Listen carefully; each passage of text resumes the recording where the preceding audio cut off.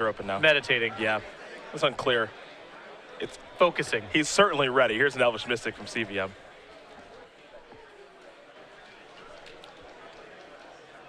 We'll see what Boswell has on turn number 1.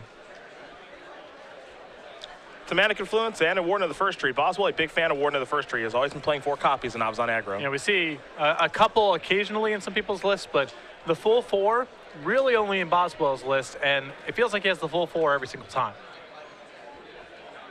See what VanMeter has here for turn number 2. Keep in mind, and we mentioned this a couple of times over the course of this weekend, VanMeter's build of Green Red Dragons harkens back to his win at Syracuse with Courser of Crewfix and Dragon Lord Atarka going a little bit bigger, which puts him in a better position typically in the mirror match. Don't know how many times he's faced the Green Red Dragons mirror, but the version that Eric Rill won with last weekend with Rabble Master, Death Mist, Raptor, and of course Den Protector, they're very different decks. Yes. Even though they are still Green Red Dragon decks, they're taking different approaches. Chris going all the way up to Dragon Lord Atarka, playing much more of a mid-range game. Eric Rill's build that he won with in Indianapolis last week, a Rabble Master aggressive deck. Warden of the First Tree going to come to the red zone here. The follow-up for Boswell with his rather painful mana base is a Fleecemane Lion. Costa doing business for Obs on aggro.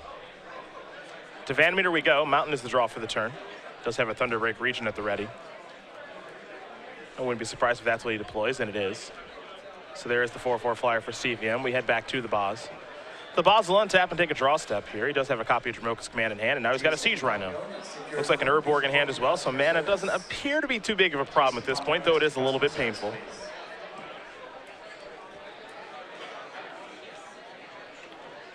Some reasonable stuff to do with Dromoka's Command on this board. You can, for example, attack with the Fleecemane Lion, and if Chris tenders a block, you can put +1/+1 on it and fight the Elvish Mystic. Not a bad exchange there. It looks like that's what he's going to try to offer up, it appears. I actually like this a little bit before even playing a land for the turn. If he plays a land, then Obs on Charm's on the radar. Yep. So I kind of like actually not playing the land first and just making this attack, and makes CVM think about things a little bit here. It's possible Boswell's plan this turn is to cast Dromoka's Command regardless. If Chris blocks, fine, and if not, Boswell just puts a +1/+1 counter on his Fleecemane Lion and fights the Elvish Mystic. Yeah. Chris will not block, it appears. And Boswell is going to cast Dromoka's Command. Looks like +1/+1 and kill that Elvish Mystic. And I'm interested to see how much of Chris's inclination to race in this spot by not blocking is because of the mana base that Boswell has right now. He has Land of War Waste and Mana Confluence in play. It stands to reason that he's going to take a lot of points of damage over the course of the game just trying to cast his spells, and that makes Chris a little bit more inclined to be the aggressor.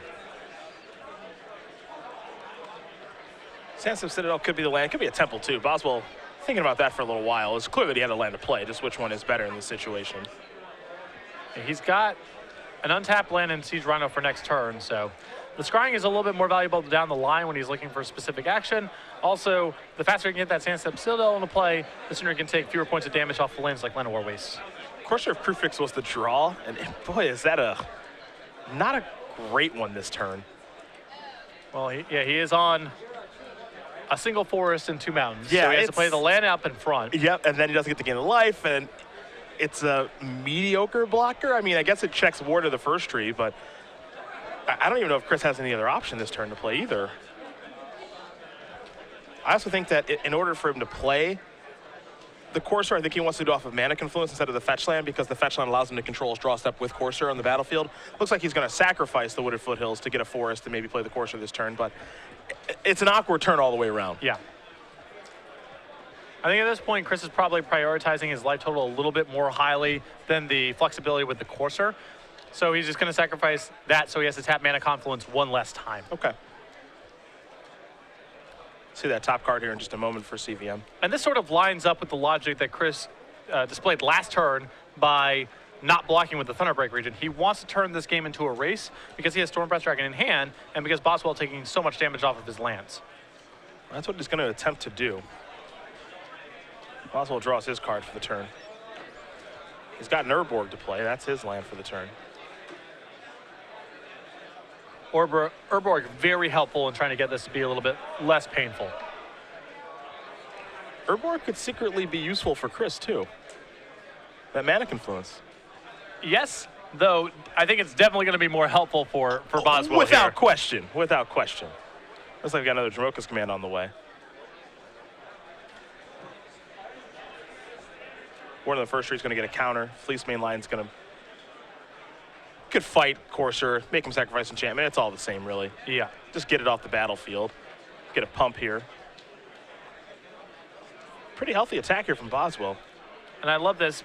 Boswell using all the stuff that requires some investment up front, leaving himself with Siege Rhino in his hand, which is essentially a haste threat in this spot. Worst comes to worst, it's still 3 points of damage next turn. He's got 2 attackers that are representing at least 3 points of damage apiece. And so if Chris just goes Stormbreath Dragon and attack you, he can't do that, he dies. Yep. If he leaves them both back on defense, that's not really where you want to be. Yep. Just a very good use of resources here by Boswell. There's Mana Confluence. Here's Stormbreath Dragon. Yeah, you saw Chris point at the Urborg. Says, I'm not taking damage from that. Now, here's the big question. Does he attack with both creatures or not?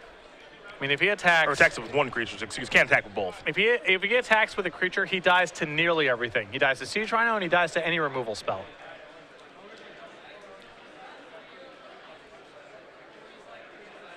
Pumping the brakes isn't sexy, but I think it's the right play.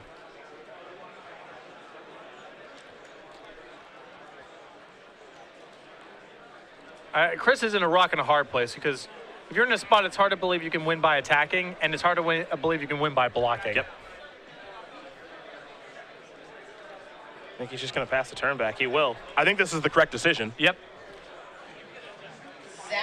Ignoring even what the cards are in Boswell's hand, I think this is the correct decision. He can hang back and block, and he's still drawing a Crater's Claws if he can keep his board intact. He gets to attack, and Crater's Claws Boswell out. Yep.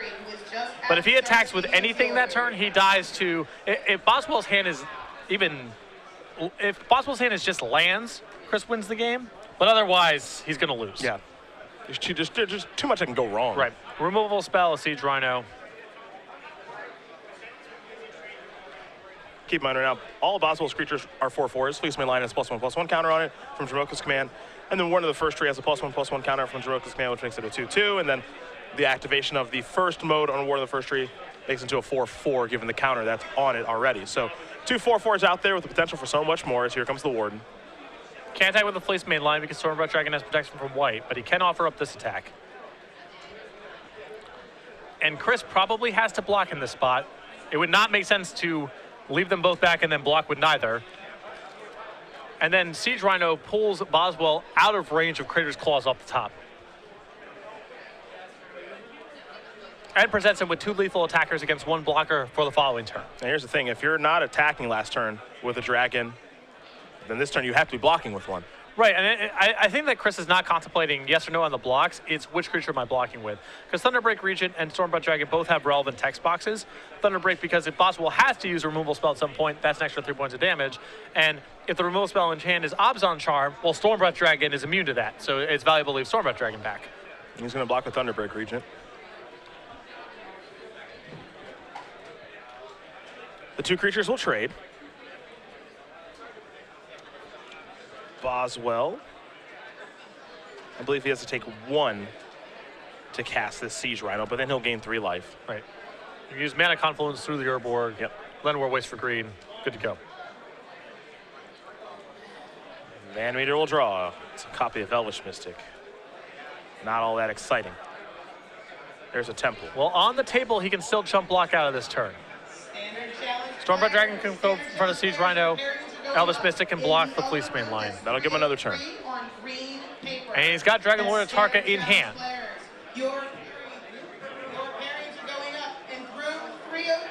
That top card's going to go to the bottom. Here comes Elvish Mystic.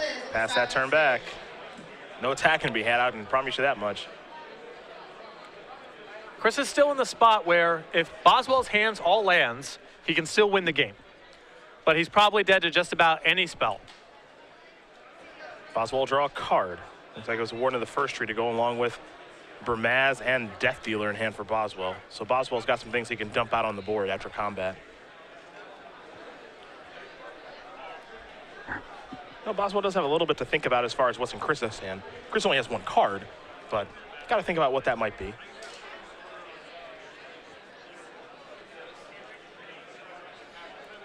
There's not a lot that can punish him for this attack. For the Legacy Challenge. Some pretty obvious blocks there from Chris. He can't flip him around because of trample. Yep. You can sign up for the Legacy Challenge at side events. Stormbreath Dragon trying to stand tall.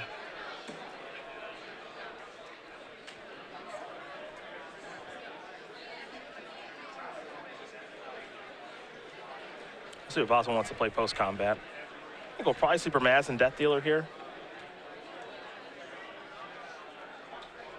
Very important for Boswell to keep himself at 12 here.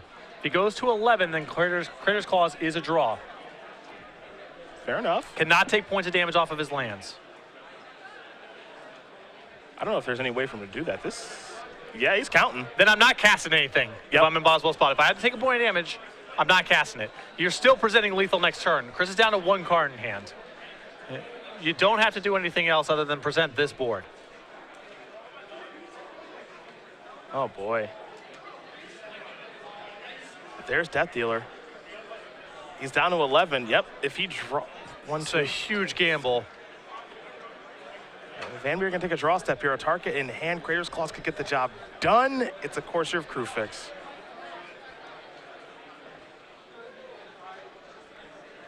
That was an enormous risk by Boswell, and I don't think for very much reward.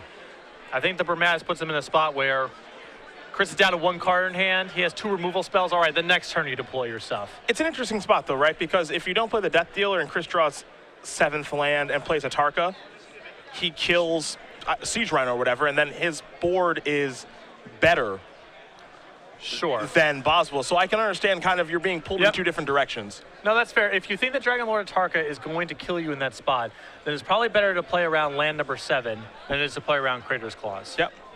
Because what's going to happen there is with where Boswell's life total's at, he was at 12.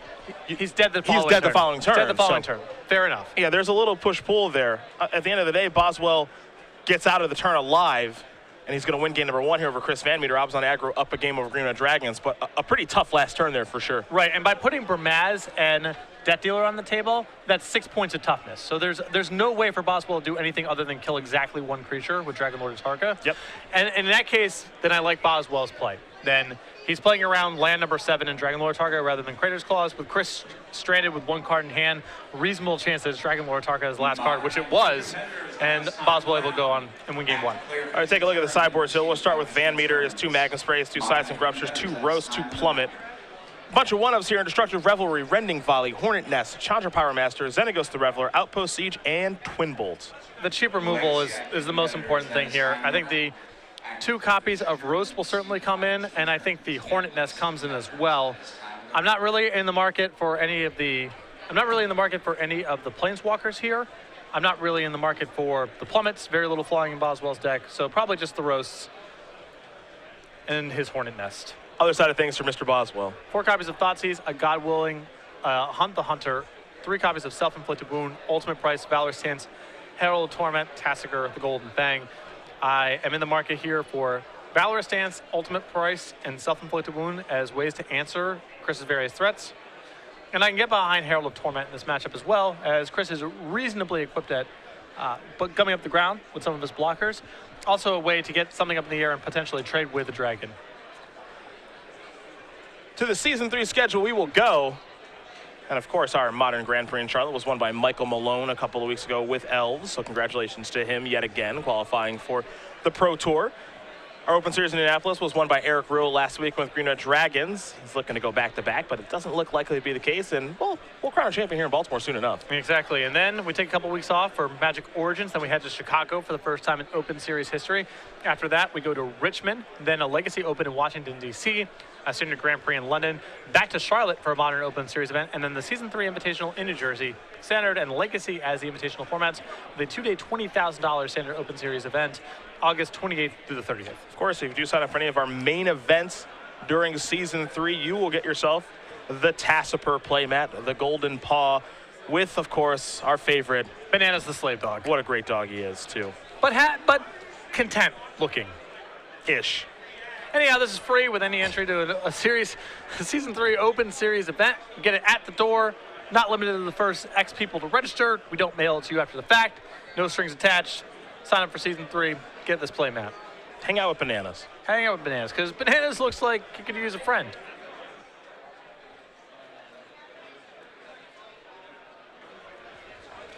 Game number 2 going to be underway here in just a moment between these two players. Andrew Boswell on your left, Chris VanMeter on your right.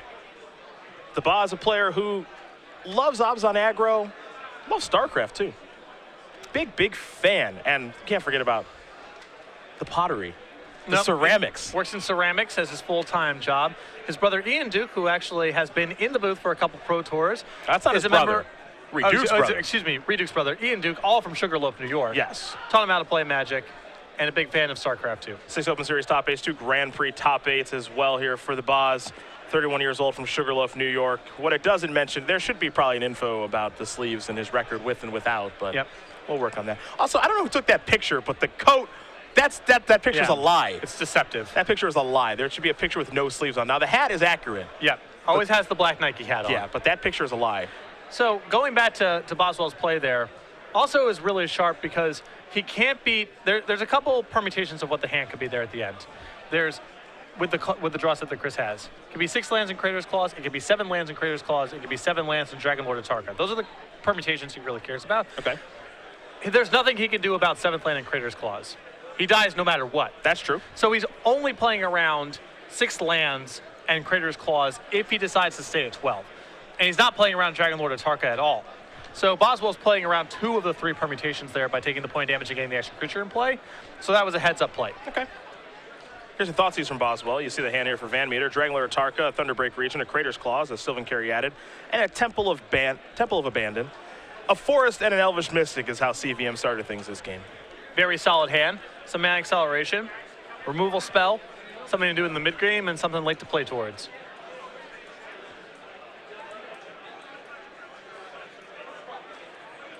So what Boswell wants to select here with the Thoughtseize. It was a painful one off of a Mana Confluence. But you can really tell the differences between this build of Dragons and the one that Rill played last weekend. For example, for Rill, that Caryatid will be a Rattleclaw Mystic, and he'd be taking a much more aggressive approach. Yes. But in this kind of matchup, I would value the stability of the mana quite a bit, as the big payoffs here are so potent. Looks like Thunderbreak Region will be the selection here.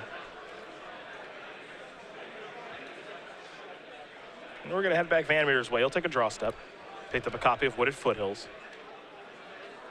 I think we'll have a Caryatid on the way here in just a moment, but he will start off with a copy of Temple of Abandon. Top card very quickly goes to the bottom there for CVM. There is your Caryatid. Pass the turn back over to Boswell. Boswell will take a draw step. He's got another Thoughtseize in hand, just drew a Plains. You like Thoughtseize in this matchup? I think it's fine. You know, it's a little bit better against Chris because he's playing a much slower build. He's not taxing Andrew's life total in quite the same way. He is much closer to a ramp strategy than he is to a red-green beatdown deck. So it does come with some risks. Bad top deck late, and of course Boswell's life total is not free in this matchup. Chris is attacking him and he has access to Crater's Claws, but I think Thoughtseize is fine. Okay. Boswell going to sacrifice the Windswept Teeth, get himself a basic forest. We'll see what comes next here for Andrew. It'll be a Rashasha Death Dealer. He'll have to take 1 to cast. So he's already down to 15. It's turn 2. Again, the cost of doing business. Yep. To VanMeter. It's time for him to take a draw. You want to be able to cast Thoughtseize on turn 1 and Fleece Main Lion on turn 2? Well, you got to do this. Yeah, it's not free.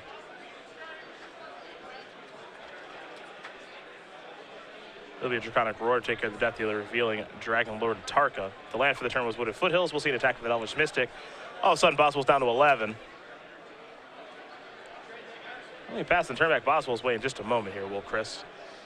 Again, the life points are not free on Boswell's side of the table here.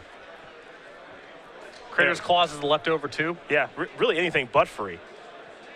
Landmore wastes the draw. You know, Chris able to find a Stormbreath Dragon here. All of a sudden, this game might be out of reach for Boswell. It'll certainly put a real onus on finding a Siege Rhino.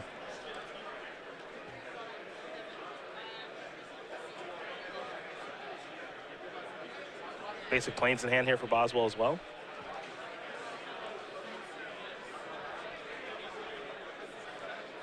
Also a copy of Anafenza the Foremost. Looks like he's going to start with the Plains.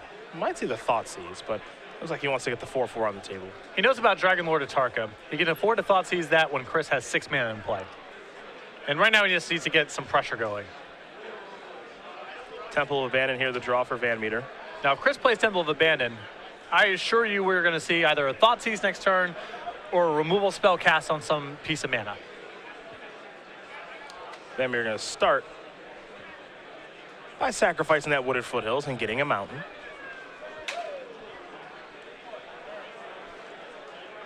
We'll see what's next after that. I'm also curious to see how Chris wants to use the Crater's Claws here. At 19 versus Boswell at 10, I'm not casting it right now. No interest on maybe killing Anafenza? No, not at this stage of the game. You can afford to take some hits here. In case that Dragon Lord Atarka just gets killed or Thoughtseized away, I want to have a backup plan. And if you Crater's Claws and Anafenza here, and then Dragon Lord Atarka gets hit with Hero's Downfall or gets tagged with a Thoughtseize, then you got nothing. Okay. Long scry here for the VanMeter. Unclear, but it looks like it's going to the bottom. He's going to Crater's Claws away. That Anafenza. He's a little scared of that 4/4. We'll see if this ends up working. Clearly a play that you disagree with. Well, it depends what's on top of his deck. There's a scry mixed in he here. put it to the bottom. But, top card's a mystery. Then yeah, at 19 to 10, I'm sitting on that, I think. Here comes your Thoughtseize. Your pairings for round 5 are going up outside and also online. The follow-up looks like it's going to be a Warden of the first tree, and it is. There's Llanowar Waste. Pass the turn back. VanMeter will untap. He's at the mercy of the top of his deck. We'll see what it is. It's just a Rugged Highlands. He's got to play that. He'll go up to 20. Now Dragon Lord Atarka's alive draw. Only one left in the deck, however.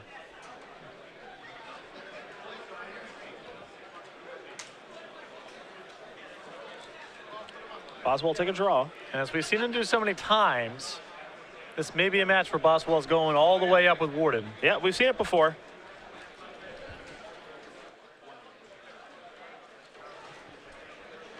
Here comes Boswell with the Warden. The follow-up is Fleecemane Lion.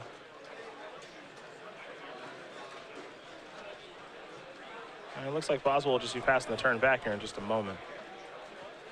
Dromoka's Command, last card in hand. To VanMeter we go. That second mode on the Warden could be a big one here. Lifelink is pretty nice right now. It's a huge deal. I mean, one of the cards that is of biggest concern right now to Boswell is Crater's Claws. He's going to be able to pull himself out of range of that.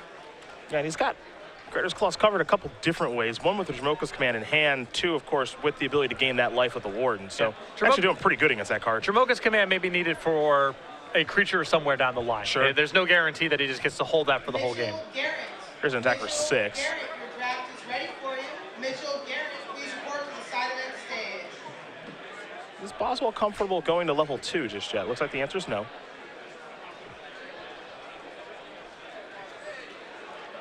VanMeter will draw. He's drawn a couple of lands. He's drawn another one now.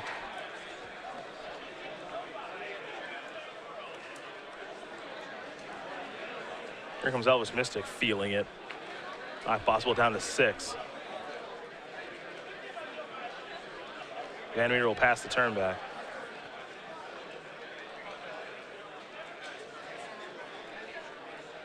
Four mana. Looks like Ba's going to activate the Warden. It's going to go to level 2. Speak to Liz, side event stage. John Corley, please come and see Liz. Boswell will draw. Another copy of Dromoka's Command.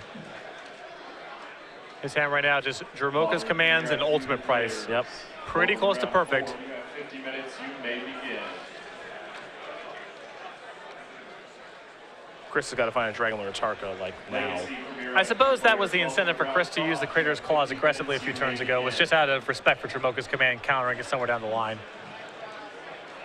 Got ourselves a little fight action here.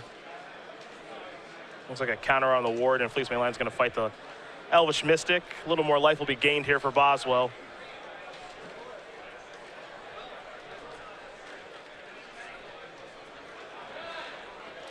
And we'll see what ended up fighting, because the Warden does have lifelink there, so it's actually kind of incentivized to fight, I think. Yes. You get a little double lifelink action.